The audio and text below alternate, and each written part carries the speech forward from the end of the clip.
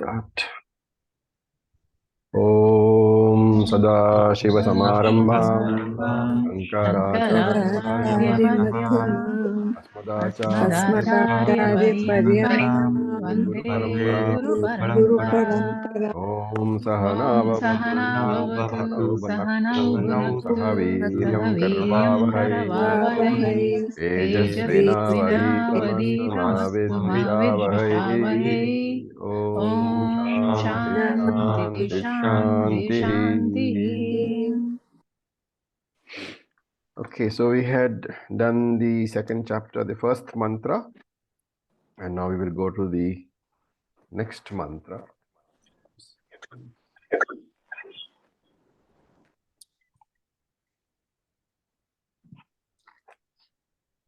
All right. So we will chant in the second chapter, the second mantra. Naham manye suvedeti. Naham manye suvedeti. No na vedeti vedacha. No na vedeti vedacha. Yonastad veda tad veda. Yonastad veda tad veda. No na vedeti vedacha. No na vedeti vedacha. Okay, so I'll just mute all of y'all and then we'll carry on. Yeah, so this is the second mantra, and if you look at the words, the word breakups, they will be aham na iti manye. That is to say, I do not think that. Suveda, you have to supply. Suveda Brahman. So I do not, aham na manye iti suveda. I do not think that I know Brahman very well. Veda means know. Suveda means to know well. So I do not think that I know Brahman very well, because he says aham na manye iti. And no iti, not that. So this no is na iti, and it is not that, na Veda. I do not know Brahman at all. So this is he is explaining his previous statement. What did he say in the previous statement?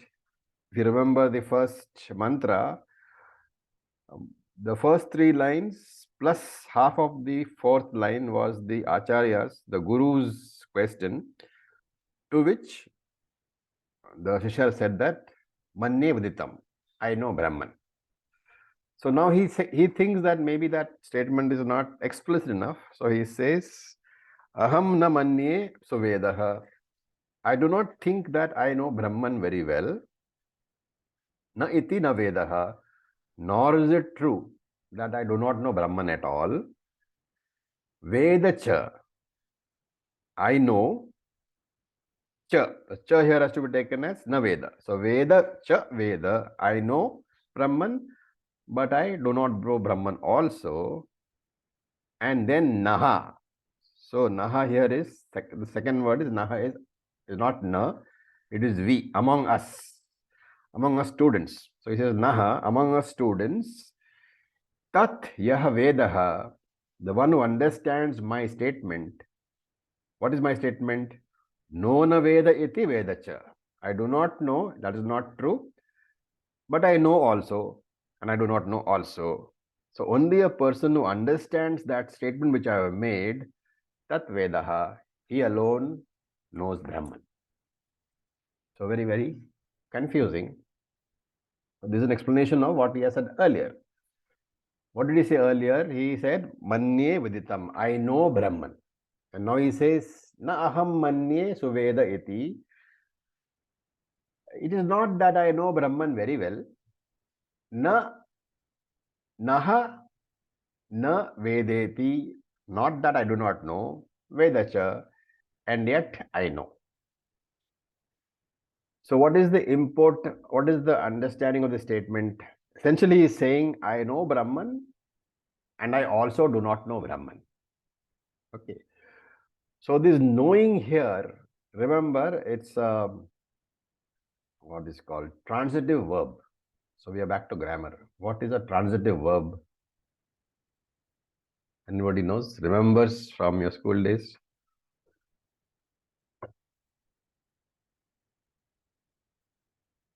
No? What is a transitive verb? There are two types of verbs, transitive and intransitive. Come on, guys. Transitive verb has an object Yes. of action. Correct. So the verb which needs an object to make sense, right? So that verb is a transitive verb. Now, for example, eat, right? So if you say, I eat, then for that sentence to be complete, you have to say, I eat ice cream, or I eat apples, or I eat bananas. But when you, so that verb is, eat is transitive. But when you say, I smile, the verb doesn't need an object because the reflexive pronoun I is already there. And therefore, I smile is an intransitive verb. So what is being mentioned here is that in regard to the usage of the noun Brahman, when you say Aham Brahma Asmi, this Asmi, is it a transitive verb or an intransitive verb?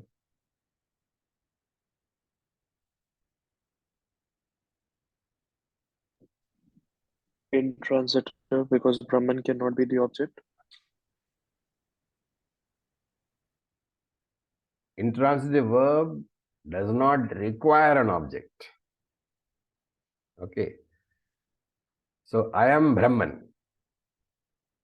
Normally you will say what? I am this I subject, am is the verb, Brahman is the object. But that understanding is incorrect. That is what he's saying. So in regards to the usage of the term Brahman, the I is equal to Brahman only. And therefore, it has to be taken as an intransitive verb. And that is why he says, Yaha naha tad vedaha. Yaha, those other students among us, tad vedaha, who has understood my statement.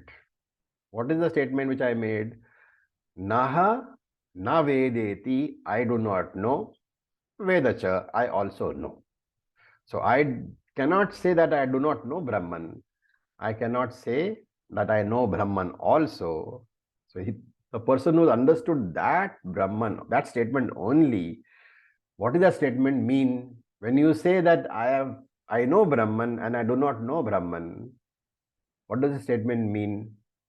The statement means that Brahman cannot be known as an object of your knowledge. So that is what the student is saying. And Shankara, of course, takes this, this particular statement apart and says, you look at that part of the statement which is Yadi na manyase suvedeti. If you think you do not know Brahman, then Shankara asks, if you think you do not know Brahman, katham manyase veda cheti, how can you say that you know Brahman? So that is the second part. The first part. Second part is atha, and supposing manyase veda iti. Suppose you consider that you know Brahman, katham na manyase suvedeti, how then do you say you do not know? Shankara says there is a clear contradiction in the way normal people understand these statements. So he is asking, if you think you do not know Brahman, how can you say you know Brahman? And if you consider that you know Brahman, how can you say you do not know Brahman? And therefore he says that if these two statements are being combined, I know and I do not know, they are being combined. This combination can be used under one circumstance. I know, I have a general idea, I have a vague idea, but I do not know very clearly. So that is when you say I know, but I do not know. And this is samshaya viparyaya sahita jnanam. This is the jnanam mixed with doubts and erroneous knowledge.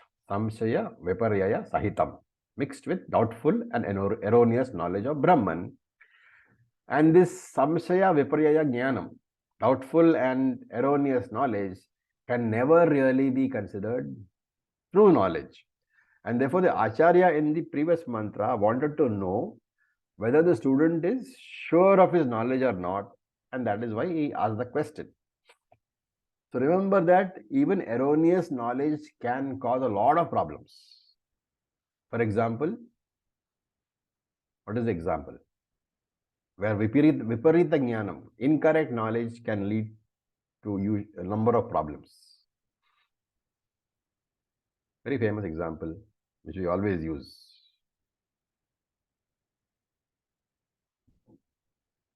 Rope snake. Why is it difficult? The rope snake example is the example where erroneous knowledge leads to a lot of problems. Mistaking a rope as a snake can cause a lot of fear and unnecessary problems. Of course, the reverse is also true, right? Mistaking a real snake as a rope can be fatal. So either way, erroneous knowledge can have problems. So what was the Acharya, the teacher, what was he trying to do here? He was shaking the students, trying to understand whether the student is confident or not, testing how firm his knowledge is. And in response to that statement of the Acharya in last mantra, mantra number 1, the student here is a smart student. The Shishya does not bother to explain to the Acharya what is he meaning, but he simply says, Nahana Vedeti Vedacha iti. He says, those among my fellow students who understand this contradictory statement of mine, this paradox in my statement, only they have understood Brahman. Okay, now if you look at the teaching of the first chapter and this paradoxical statement of the student, what can you see? You can see that the student has not really made any statement very, very drastic. What he has done is he has simply paraphrased what the teacher has already taught, right? This paraphrasing is called anuvada. It's also called samvada. Now, to understand this, look at the Acharya's definition. Where was it? In the first chapter, the 4th mantra, if you see, what does it say? Anyadev tad viditad atho aviditad adhi ityuktam. This is what has been said. What was said? That anyat eva tad viditad atho aviditad adhi. Brahman cannot be known or unknown. That was what he had said in that 4th mantra, right? The summary of what that particular line says, the first line of the mantra, what it says is that Brahman cannot be known, nor can it be unknown.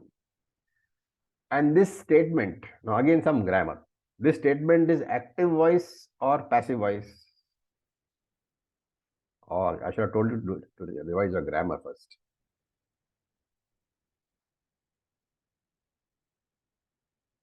I hope you know what is active voice and passive voice. For those who are familiar with Hindi grammar, karmani prayoga, passive voice. Passive voice. Why is it passive voice? Because it's not a direct statement spoken, it's an inferred statement. So it says Brahman cannot be known or unknown. Brahman is the third person. So it's a karmani prayoga, passive voice. What has the Shishya done? That same statement, he has put it in active voice, what is called in Hindi kartari prayoga, Sanskrit also kartari prayoga. So Brahman cannot be known or unknown was the Acharya statement. What a Shishya said, I know and I do not know. As simple as that. Okay, this is Shankara says you have to understand the Shishya statement in this manner. He has not stated anything really new. What he has done is that statement made by the teacher in passive voice, he has simply converted into active voice and he has put it forward over here as a response to the Acharya's statements. Okay.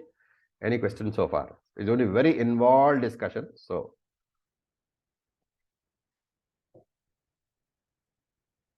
okay. So then let us look at the next mantra, which is mantra number 3. Second chapter, mantra number 3. So we will chant Yasya matam tasya matam. Yasya Yasya matam tasya matam. Matam yasya na vedasaha.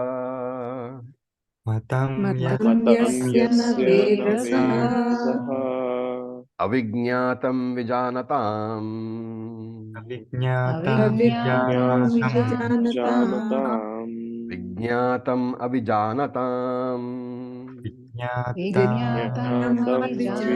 vijanatam. So a lot of close attention needs to be paid. A lot of, head scratching has to be done over here. So, tasya, to that person, matam. So you have to supply Brahmana matam. To that person, Brahman is known. Yasya, to whom Brahman is amatam. Okay. Amatam means not known. So you're following, right? He's saying that Brahman is known to that person, only to that person to whom Brahman is not known. Statement number 1. And saha yasya matam, to that person whom Brahman is known, na Veda, he does not know Brahman. And avijñatam vijanatam, Brahman, avijñatam means not known. Vijanatam is person who has got vijnanam, who has got knowledge. So avijñatam vijanatam, Brahman is not known to the jnani. However, avijanatam, to the one who is not a jnani, to the ignorant person, Brahman is vijñatam, Brahman is known. Have I confused you sufficiently? Okay, so this is the statement which has been made by the Shishya. Let us see how to analyze that. So this verse and the next 2 verses are basically Arthavada. It's a glorification of the teaching of the Upanishad. So Yasya, the word Yasya has to be understood as Brahmavit, the wise person. So Yasya Brahmavit amatam. Amatam is avijñatam, not known, which is avidita. You have to supply over here Brahma. So for the Brahmavit, for the person who is a knower of Brahman, for him Brahman is aviditam Brahma. Brahman is unknown. Now tell me, from all the understanding that we have of the Shastram, how will you interpret that statement? When you say that for the person who knows Brahman, Brahman actually is not known. Because he's a knower, so there is nothing to be known. Brahman is not known as an object of knowledge, so that's why Brahman is not known as an object, because he's already Brahman. Well, you can cancel the he is already Brahman, but the other part is okay. Brahman is, to the wise person, Brahman is not known as an object. Why? As you say, because Brahman is the very subject, the knower. And therefore, for him, Brahman cannot be known as an object. And therefore, he says that person, that wise person, for him, Brahman is unknown. You have to supply as an object of knowledge. As a third object, apart, separate from him, that Brahman cannot be known. And tasya, for that Brahmavit, for that wise person, matam, Brahman is clearly known as himself. So Shankara adds here, samyak brahma jnatam. He clearly understands Brahman as none other than himself. On the other hand, yasya, for the abrahmavit, for the ajnani, what is his understanding? Maya Brahma Viditam. I have a conviction that I know Brahman directly. So directly means I am there as the subject and Brahman is known to me as some object. For him, Shruti says, Na Brahma Vijanati Saha. He does not know Brahman at all. So two statements have been made. For the person who understands himself as Brahman, he does not know Brahman as an object separate from himself, which means he knows that Aham Brahma Asmi. And therefore, if your knowledge of Brahman doesn't include the component of Aham Brahma Asmi, if your knowledge of Brahman is such that you talk about Brahman as formless, all-pervading, eternal, all that knowledge is there, but you have not bridged the gap of saying that Brahman I am. If you have not done that, then na Brahma Vijanati Saha. Then you do not know Brahman at all. Right? And of course, why is it being repeated again in the next quarter? Vijnatam Avijanatam. Shankara says that is only for reinforcement of the view, for emphasis. And Shankara also adds saying that since it is a very, very important teaching, you cannot take it as Purarukti Doshaha. Repetition, the fault of repetition you cannot say, because when some point is extremely important, Shastra itself says that you have to repeat it so that the point is not missed. This is the first understanding. Then Shankara says, okay, there is one way of looking at the last quarter, which is what Vijnatam Avijanatam, is that it's a reinforcement. It is not meant to be a repetition. It is meant to be a reinforcement. That is one way of explaining. However, Shankara says if you don't like that idea, that reinforcement can be one explanation for that, because you should not be having to repeat a statement to an advanced Vedantic student. And therefore he says, fine, there is another way of explaining that last quarter.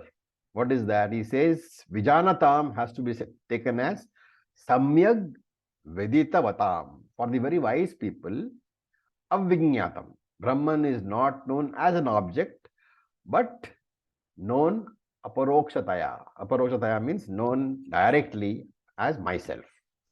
So that is also one way of explaining that for the wise people, Brahman is known directly as himself and not as an object. Now, there is a possible doubt, right? Wise people, what have we said so far? Wise people say that I don't know Brahman, right? And the ignorant person also says, I don't know Brahman. You're getting the import? Shankara puts this as a possible doubt. The Shruti says that for the wise person, Brahman is not known, and for the unwise person also, Brahman is not known. So there's an objection. Then how can we say that there is some sense being made in the mantra? Because mantra is saying Brahman is not known to the wise person as well as to the ignorant person. So Shankara says, how do we say that the Ajnani will say that they know Brahman? Do you find an Ajnani standing on the streets of Tokyo and saying that I know Brahman? You don't find, right? So the point is, how do you make a statement when you do not find ignorant people standing in the street and talking about Brahman? So Shankara says, here you have to be very careful. This Ajnani does not refer to the person who is totally ignorant of Vedanta, but it's referring to those students of Vedanta who have studied Vedanta but have not properly understood. So they are half-baked Vedantins. They will declare in this manner, saying that I know Brahman. Okay, so Vedantic students who say that they don't Brahman, that they know Brahman, these are being brought under the category of these Ajnanis. And Shankara says, in the case of totally illiterate people, they obviously have no such view at all, because they don't know what is Brahman and they don't care either. So they won't be making a statement. Only the Vedantic person will be making a statement. This is the case of the half-baked Vedantin. What does he say? And why do they make this statement? Shankara says, because these people have not been able to give up the identification with the body. So identification with the Indriyas, the Mano, the Buddhi, all the Upadhis that you have, they have still got an identification. And therefore their Vedantic knowledge is covered, is veiled by the upadhis. And therefore they have not understood very clearly the difference between the upadhi and Brahman. So Shankara says, Brahma upadhi vivekaha, they don't have. They have not very clearly understood what is Brahman, what is the upadhi. Upadhi meaning here, obviously, body, mind, senses. And such people talk about experiences, experiencing the Atma in meditation. So buddhyadi upadescha vijñātatvat. They say that they have experienced the Brahman in meditation. And by the mind and the intellect, Brahman is known to them in samadhi. And therefore they say, I conclude that Brahma viditam, I have known Brahman, I have Brahma anubhavaha. And these are the type of people who say that just the knowledge of the Shruti is not sufficient. It is not sufficient that you should know that you are Brahman. You should thereafter sit in meditation and get experience of Brahman, Brahma anubhavaha. So this is the confusion that arises. And therefore this erroneous conclusion of this half-baked Vedantin is being presented here as a view of the Purva Pakshi to make it clear to us that the Jnani's understanding is completely different. Shankara says this is another way of explaining the last quarter of the mantra, and athava. He says there is a third way also. Earlier Shankara said that the second line in the mantra is a repetition, but we don't call it repetition, we call it reinforcement. But supposing somebody says, whether you call it reinforcement or repetition, ultimately it is repetition only. And that logic cannot be refuted. If something has been said once and it is being said again, you may be calling it reinforcement, but it doesn't take away from the fact that it is repetition only. And therefore you should be able to explain in some other manner also. In that case, he says, the second line of the mantra. What is second line of the mantra? Let me read it out to you. Second line of the mantra is avijñātam vijanatam, vijñātam avijanatam. The second line should be taken as the hetu, the reasoning for the conclusion. And what is the conclusion? The conclusion is the first line. Yasya matam tasya matam, matam yasya na vedasaha. So Shankara does not explain this. Shankara just simply says this. This is the hetu. This is the reason. Second line is reasoning, and first line is conclusion, and goes on. But luckily for us, there are sub-commentators. There is a sub-commentator called Anandagiri who gives the explanation. He says that second line says what? Knowers do not know. Avijñātam vijanatam. The knowers do not know. And vijñātam avijanatam. The non-knowers know. The knower of Brahman doesn't know Brahman, and the one who does not know Brahman, he knows Brahman. That is the second line. And then he gives the example of the dream, the waker and the dreamer. So he says, in our own experience during the dream state, we do not know that the substratum of the dream is who. If you are dreaming something, you are having a dream world. Let us say you are seeing yourself in a dream world, having a dream life. And during that dream, you are experiencing that dream world and the dream with you in it. But what is the substratum? What is the adhishthanam of that dream? Waker. The waker. The waker is the adhishthanam of the dream. And therefore, this waker ignorance, because of the ignorance that I am the waker, I have the experience of the dream, which is nothing but a superimposition on the waker. The entire dream world has been superimposed upon the waker. It is adhyasa only. And so he says, vijñātam avijanatam. As long as I am experiencing the dream, vijñātam, what happens? The substratum, the adhishthanam is not known. Avijanatam. So vijñātam, you are experiencing a dream. Avijanatam, you are not aware of the substratum. And whereas when the dream is over, Vijñatam, the waker, is known as myself, but never known as an object.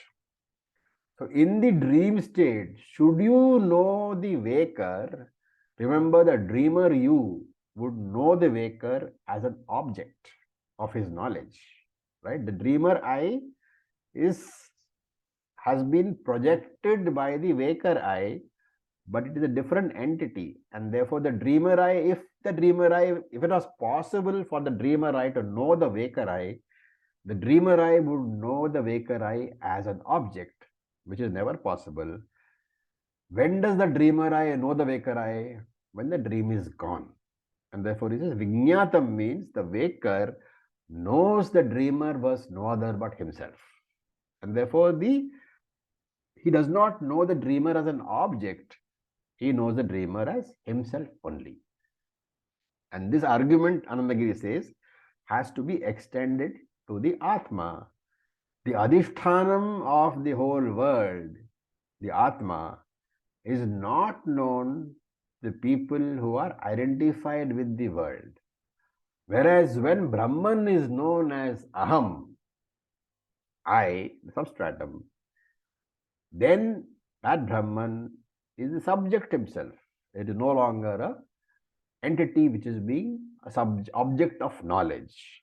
So he says the second line should be taken as the dream example, and the first line should be taken as the conclusion. Okay, any doubts so far? Acharya, so can Yes. we say that I am the dreamer, there it is the pramata, and when we are saying the waker, then we are speaking of Sakshi Chaitanyam in this dream You will never be able to say I am the dreamer. Okay. Why? Because you're already identified with it, so with the world. So the You dream are itself. in the dream world. You are the dreamer. How can you possibly say I am the dreamer? Unless you have already known that you are the waker. That is the whole purpose of the argument. The dreamer can never know he is the waker because he is identified with that world. No, but here in this example, like we are saying, one is the very wise and one is the half-baked Vedantin. So No, they are not. There are two examples. One is the dreamer and the waker. One is the Vedantin. In the dreamer and the waker state, there is no such thing as a wise dreamer. Okay, people do say, what do they call it? Some sort of name there is. What is active dream or something? Is it? Lucid. Lucid dreams. Those things don't exist. At least from Vedantic point of view, the lucid dream doesn't exist where you know that you are the dreamer. If you are the dreamer, you are the dreamer. If you are the waker, you are the waker. Then the dreamer can never know he is the waker, but the waker will know that he is a dreamer, that because he is out of the dream now. He will know dreamer was not other than him. right, thank you. Okay, so that is what is said over here. Now, if you don't have any doubts, shall we create some doubts? So, the first doubt is what? We know that the ignorant person does not know Brahman. Okay. Now, here the mantra says that Jnani also does not know Brahman. What is the doubt possible? If both don't know Brahman, what is the difference between Jnani and Ajnani? So Shankara says, if Brahman cannot be known at all, then there should arise a question as to whether there is a difference between a Jnani and Ajnani. That is the first doubt. So then it was said that Avijñatam Vijanatam. Knowers do not know. The knower of Brahman does not know Brahman. And the one who does not know Brahman, he knows Brahman. It was said. What is the doubt? These two statements are mutually contradictory. Parasparam viruddham. It's a contradiction in terms. You cannot use do not know when you use the term knower, and you cannot use the term knower in association with the non-knower. So the question is, how can such a Brahman be known completely? These two doubts are there. And iti evam artha aha. For the purpose of clarifying this doubt, the next mantra has been given as mantra number 4, which we will read. Is one of the most important mantras. In fact, I would say it is the most important mantra in all of Vedantic literature. So we will chant that mantra, 4th mantra, very, very, very famous mantra. Pratibodha viditam matam. Pratibodha Pratibodha viditam viditam Amritatvam hi vindate. amritatvam amritatvam Vindate. vindate Atmana vindate viryam. Atmana Vindate vidyam viryam Vidyaya vindate mritam. Vidyaya vidyaya vindate mritam. So as they say, you can sit back in your seats and put on your seat belt, because it's going to be a fairly intensive session on this. Okay. So first let's look at the word meanings. Pratibodha viditam. Okay. So here Shankara says, he defines pratibodha viditam, he defines as bodham pratividitam. Bodham is thought. Viditam is recognizable or recognized. And bodham pratividitam means recognizable in every thought. You have to supply, of course. Brahman is recognizable in each and every thought of yours as what?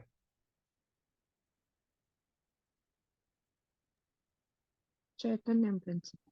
As consciousness myself. principle, as the consciousness principle, Chaitanya principle. Okay, don't use words because simply you think those words have to be used.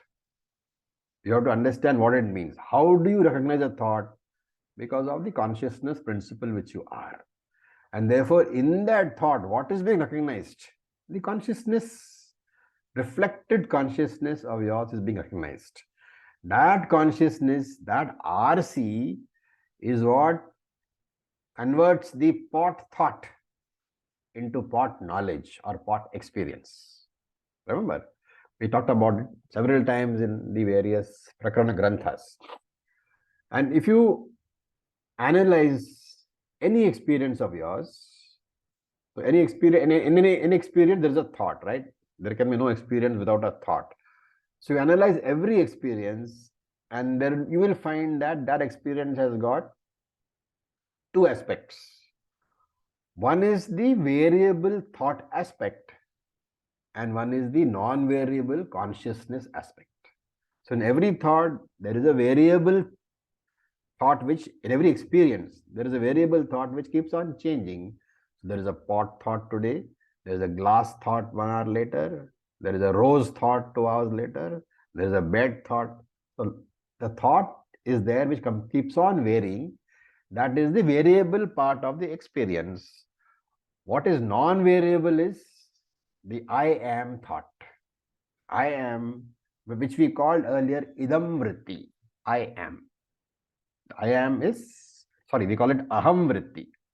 Aham vritti is I am. That is the invariable aspect of every experience. And the variable aspect is the object thought, which earlier in our discussions we called it idam vritti. So every experience has two aspects, idam vritti and aham vritti. Idam vritti is the variable object thought. It keeps on varying according to the different objects which are being thought about. The non-variable consciousness is the aham vritti, and this non-variable aham is what? Is Brahman only. Now comes a little bit of, churning in the brain. Very often, and I have noticed it, I'm sure all of you have noticed it in this group itself, and in the Bhagavad Gita 5 group also, there are quite a few intense discussions which take place usually, very often people tend to discount the RC. The reflected consciousness is played down. Why?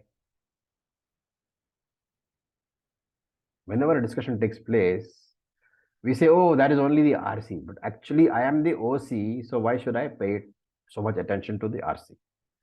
Have you seen this happening?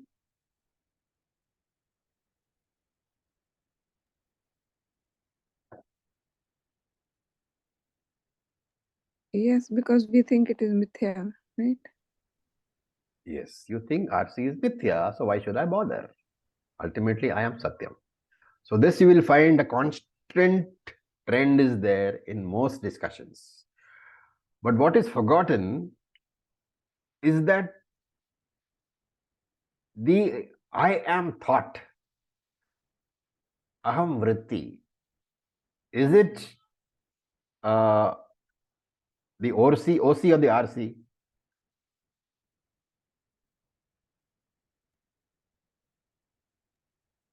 Acharya, every It's thought the is RC.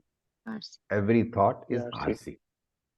And if you know that you are, when you wake up in the morning and I am, if you know that I am is there, that is not OC at all. That is RC. And for every RC, what is necessary? The RM is necessary. In the I am thought, the RM is the thought. Aham, that is the vritti, that is the thought, that is the jada RM.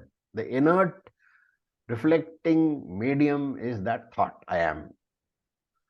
Because that thought is pervaded by consciousness, by the reflected consciousness, the reflected consciousness in that thought is the RC.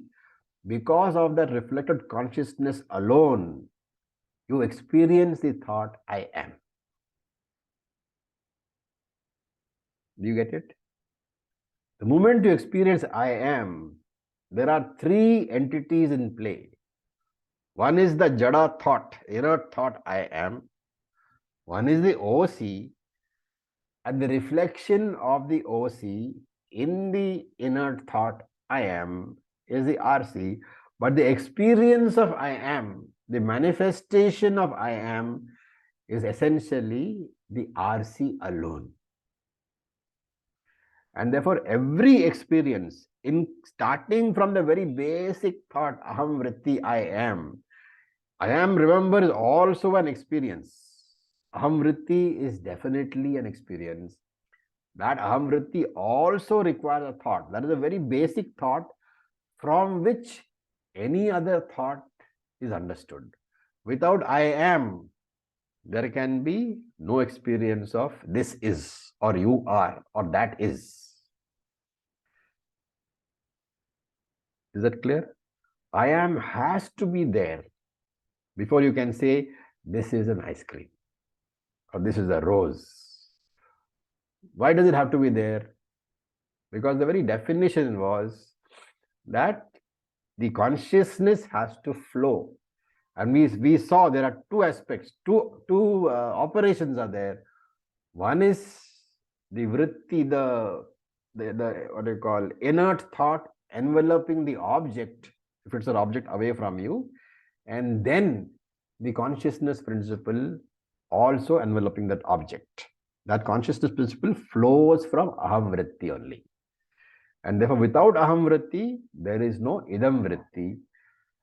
What is the conclusion? There is no such thing as a state without thought. In every thought, consciousness is always there. There is no such thing as a thoughtless state. Because even in the thoughtless state, I am is there. Aham vritti is there. How do you know? In deep samadhi, how do you know that aham vritti is there?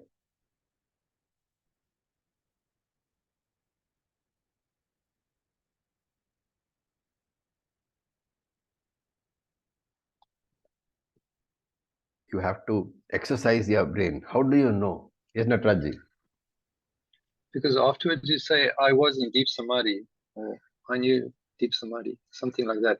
Yeah. So afterwards, when the samadhi is over, you say, I was in samadhi. So your I thought was there.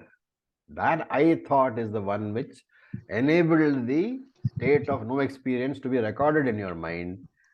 Idam vritti was there. So the I thought is always there. And therefore he says, Pradibodhitam matam. Brahman is recognizable in each and every thought. Now that is very important. Brahman is recognizable in each and every experience. You don't require any specific experience for the purpose of recognizing Brahman. You don't need to go into Samadhi. You don't need Nirvikalpa Samadhi. That Brahman is capable of being recognized in every single experience, in every single thought of yours. It is known in every single experience, and therefore one never need work for Brahman experience. Because consciousness, the aham vritti is always there. Experiences come and experiences go, but the consciousness principle, consciousness, aham vritti always remains. Even in very deep sleep, when no experience is there, consciousness remains. That is why you are able to talk about the lack of experience, or lack of an experience in your sleep when you get up. And therefore, Shastra says that no one needs to work for Brahman experience. Brahma Anubhava is there constantly. You need not work for that. Every experience of yours is an experience of Brahman. All you have to do is to recognize that the self-evident consciousness behind every experience is Brahman. Okay. Normally what happens, experience is first and jnanam is later, right? But here there is jnanam first and simultaneously or immediately there is the experience. Shastra is all about words. Why we are finding it such a tangle with it? Because Shastram use only words. And we have to understand that there are two types of words being used in the scriptures. They can be broadly classified into two categories. Words of introduction and words of description. What is the difference? One type of word does not require experience. The other type of word requires experience. Take the case of words of introduction. Words of introduction do not give any experience at all, because words can give information about the person, right? Consider that, you are in the ashram and the ashram person wants to meet you, and somebody has come who wants to meet you. So a stranger to you who has come to meet you, and one of the ashram staff is introducing that stranger to you, right? What happens? First, the stranger is introduced to you. Now, before the introduction, do you have experience of the person or not?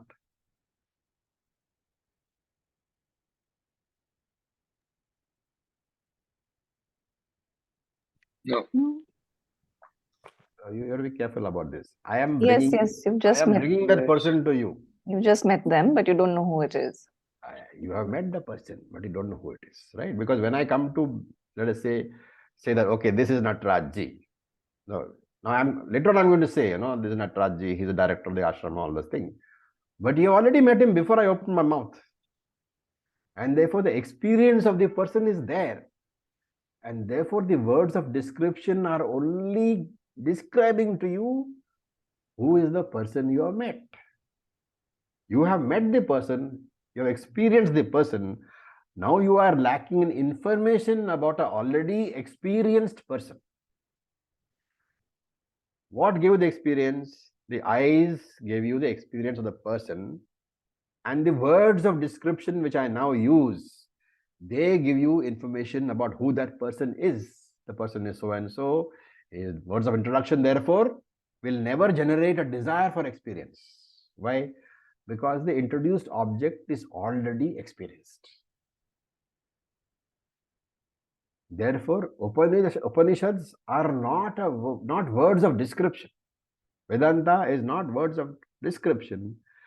They are introducing Brahman. Sorry, Vedanta is words of description, words of introduction only. They are introducing to you Brahman as something which is always experienced by you. They are words of introduction, not words of description. You see the difference? Even though I am describing the person to you, you have already experienced the person, and therefore the words of the introduction will not generate a desire for experience, because that person has already been experienced by you. Similarly, the Upanishads are words of introduction because they talk to you about Brahman, which is always experienced by you. Pratibodhitam matam. In every experience of yours, Brahman is there, always been there. The second category of words are words of description.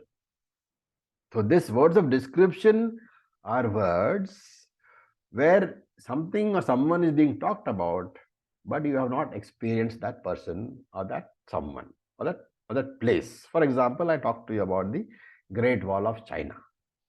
Now, after having given the description, it is possible for you to get a desire to see the Great Wall of China. Or I talked to you about Kashi Vishwanath temple in Banaras. So after I describe the glory of the temple, you might get the desire to go and see the temple. So this is the difference. After words of description are heard, a desire to experience that object being described can be there. But words of introduction already presuppose that experience is there, and therefore no more desire can be generated. Any question on that? Which is why after Shravanam, you should not be getting the desire to sit in Samadhi and experience Brahman. If you get the desire to experience Brahman in Samadhi, after I have spoken to you about Brahman, then Brahman has not been adequately communicated. Raviji, the analogy is not clear to me about the introduction. So you're talking about the person who is introducing the person. Yes. Is this words of introduction? They know the person. They're just introducing them to somebody else. Person, supposing for the word of example, I am introducing one of the students to you in the ashram. So I have brought him before you. He is standing before you. You don't know who he is, but you are seeing him. Yes. And therefore, when I tell you that this is so and so from so and so place, you don't have the desire to meet him because you already met him. Well, I've acknowledged he exists, but I still would like to know who he is, where he comes from, and everything else. That is all different. That is all words of introduction, because you already met the person. The person is standing in front of you, and all that I will tell you will be, I will be telling you more about that person. I won't be revealing that person to you because the person is already revealed to you by your eyes. Okay. Okay. So that is what it means. Okay. And that is the analogy with Brahman. Brahman is already revealed to you by every thought. And therefore, it is not possible for you to get a desire to experience Brahman when Shruti is understood properly.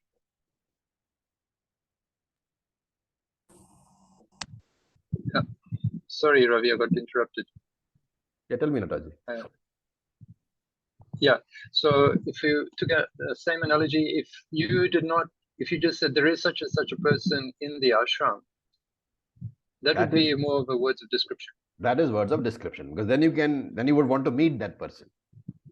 yeah, I wouldn't know any. Yeah, I wouldn't acknowledge that he exists until you start telling me about it. Correct. You want to meet him and see what he looks like. Right. So that's the difference. Okay.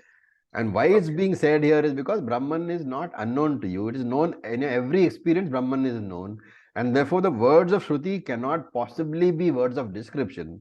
They are only words introducing to you the Brahman which you already know through every single experience. So the Shastra words about Brahman, about Atman, they are words of introduction only, because consciousness is the only thing which is experienced by you all the time. Every word in this session is being understood by you only because of consciousness. Therefore, self-revealing, self-luminous Swayam Prakashaha Brahman is always there. And therefore, he is saying that Shastra only gives information. It can never generate a desire for knowing, for meeting Brahman or experience of Brahman, because the experience is always there. Therefore, Shastra gives you knowledge only, not experience.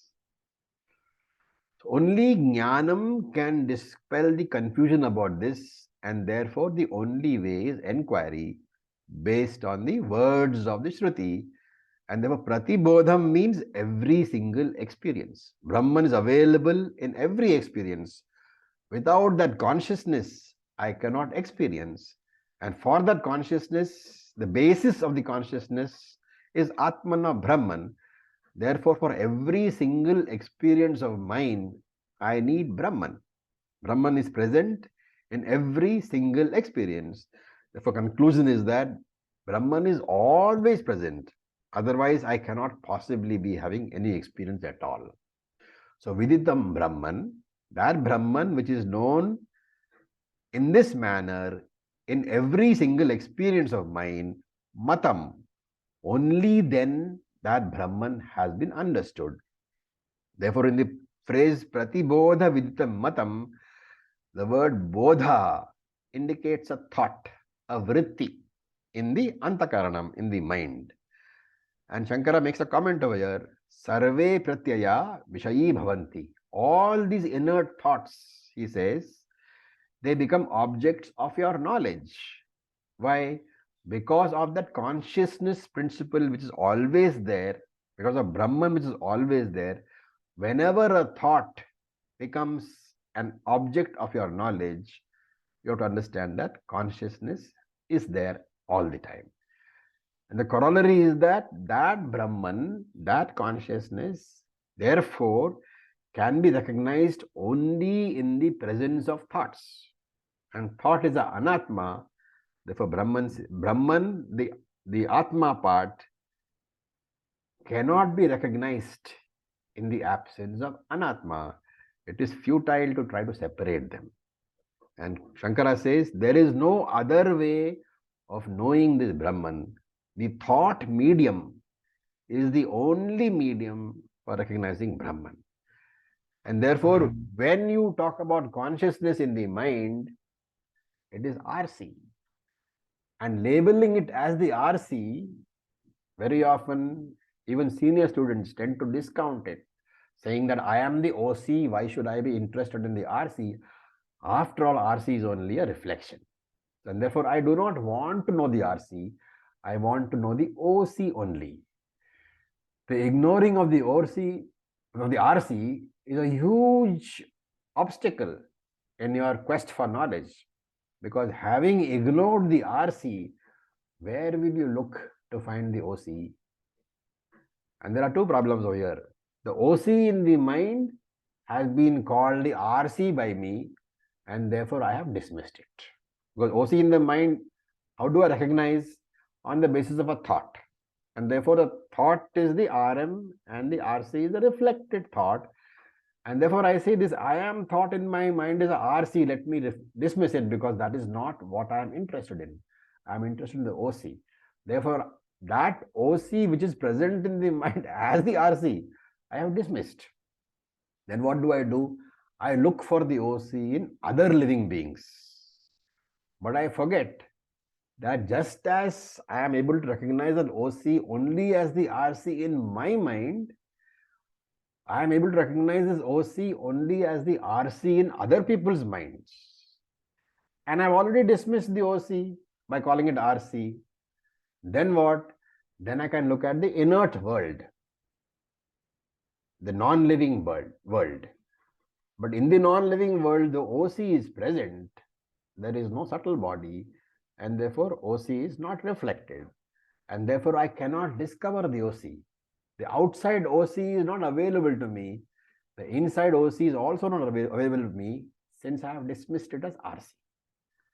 And therefore I say that OC has become RC because of the mind and the thoughts, because of the RM. So you can put it mathematically. OC plus RM is equal to RC. And you don't want to have the RM, so you remove the RM. What is left? The RM is gone means the RC is also gone. So only the OC remains. Your RC has been converted into the OC. And then I ask myself how to eliminate the RM. RM is what? The mind, the thoughts. And to eliminate thoughts, I have to eliminate the mind. But there is a problem there, because without the mind, there is no thought. Without the thought, there is no RC. Without the RC, there is no experience of OC. So what is solution? Solution is that mind cannot be eliminated for this purpose. I have to retain the RM, the mind. I have to investigate into the RC. In the investigation, I have to discover that RC is not different from OC. OC cannot become RC. That is the understanding. OC cannot become RC. Why? Because OC is nirvikara, not subject to change. Therefore, what is the understanding? The OC does not change because it is changeless, but it appears as the RC, appears in inverted commas, in the presence of the RM. It is a seeming appearance. It's a seeming change. Vivarta, not parinami. So vivarta change, not parinami change. Therefore, even while appearing as the RC, my intellect has to appreciate that the OC has not changed. It is only looking like the RC. The RC has got seeming limitations. But the limitations do not belong to the RC. It belongs to the RM. The RM can never contaminate the OC. And I, the OC, am limitless and beyond any distortion which is seen in the RC caused by the RM. So therefore, Brahma Jnanam is to change my understanding of the RC. There is no real RC. It is a seeming RC alone. It is ultimately nothing but OC alone. Therefore, the mind has to be retained, because the mind acts as the revealer of the thoughts. Just as the moon acts as the revealer of the sunlight to appear as moonlight, or the dust particles of the air are the revealer for the sunlight. In that manner, the Brahman has to be known as what? As Chit or Chidabhasa. Which one? Should it be known as OC or RC? Then again we have to do a intellectual analysis and say that if the limitations of the reflecting medium are taken as a fact, then that consciousness in the mind is called the RC. But if I have advanced in my spiritual pursuit and I say that the limitations of the mind are seeming limitations, then the same consciousness in the mind is called the OC. So he says this understanding of Brahman is complete understanding. Remaining as the RC, I have to revise my understanding to see that there are no limitations of the RC. And even if there are only seeming limitations. The factually limited I is the RC. The factually unlimited I am the OC. So when I claim myself as OC, as the witness of all thoughts, I am free from arrival and departure. I am Nityam. When the mind arrives and goes, I seem to have arrival and departure, but I have to understand that I don't. The seeming arrival and departure is because of the mind coming and going. I am in the nature of the observer only, free from all defects. I am always free. And therefore, what is relevant to moksha here is, it doesn't matter whether the mind has got 100% sadhana chatushtayam or not. I can improve the mind to enjoy my life, to enjoy all transactions, but it is not really relevant to moksha. I am always free. The misunderstood consciousness, when I understand it as being located in the mind, then it is RC, because RC is limited by the location of the RM, the mind. But when I understand the consciousness as manifested by the mind, then it is OC, because I know that it is being a reflection, it is only a seeming limitation. And therefore, when I say consciousness is subject to arrival and departure, it is always RC. When I know that I am always there, I am unchanging, it is OC only. That is what is the text of this particular mantra. Any questions?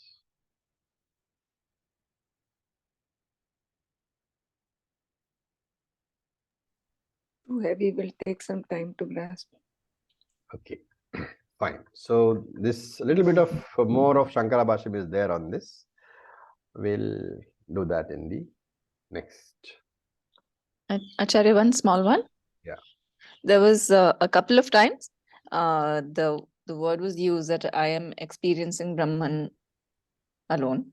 Yes. It is a is that sort of a momentary understanding, because Brahman isn't that which can be experienced. So But what you have to say is, if at all an experience has to be there, it is the RC which is doing the experiencing. And because it is RC, every single experience has the underlying component of Brahman. And therefore, I am experiencing Brahman all the time. You are saying it is RC, because as Right. OC, you can't say anything at all. So every teaching is Vyavaharika only. That has also to be clear. We should never dismiss the RC, because it is the RC which understands that it is the OC. And OC is Raviji? aprameya. Sorry, Sundar? OC is aprameyam. It OC can is never be aprameyam. experienced. OC is subject itself. It cannot be experienced at all, either by the subject itself or by in that manner. Only the RC, the reflected consciousness, can be experienced by the mind. And like you had said in the last little discussion, that if you take it as factually true, Yeah. only then, but the understanding of the OC as being the basis of experience itself, that kind of. Yeah, so that's the thing. Do these limitations, are they really factual? If you are saying they're factual, then you are saying that I am a jiva. Right. And if you are saying the limitations are seemingly so, then you are saying I am Brahman. So when you say I am Brahman, then that which you experience is OC only. But if you say I am jiva, then that which you experience is RC. The distinction is very subtle. That which you experience or that which you are? You are experiencing yourself. Hmm. So RC is experiencing the RC only. You are saying OC is experience because that OC is the very basis of the RC. But RC experience is what? Aham Brahmasmi thought, which itself is a reflection. Right. So it's Sir. very, very what you call involved discussion, which takes time to understand. Yes, Sundar. When I say I know Brahman, Yes. I use my mind and intellect, which are anatma. Yes. But what I should understand is the very thought that I am Brahman is pervaded by consciousness Adhisthana. itself is pervaded by the Adhisthana. That And understanding should be there. that understanding is Brahman. That is the correct understanding. That everything which I'm experiencing, I alone am. There is no experience different from me. That is what we mean by Sarvam Brahman. There is only Brahman. Whatever you see, whatever you touch, whatever you think, everything is Brahman alone. Thank you, sir. Very clear. Okay, so with this we'll stop. As I said, a little bit more of this Shankara Bhashyam comments are left. We will do that in the next class. Om Purnamadav Purnamidam Purnat Purnamudachyate Purnasya Purnamadaya Purnam Eva Vasishyate. Om Shanti Shanti Shanti. Om Tat Sat. Om Namah Shivaya. Thank you for your patience. Om Namah Shivaya. Namaste, Acharya ji. Thank you.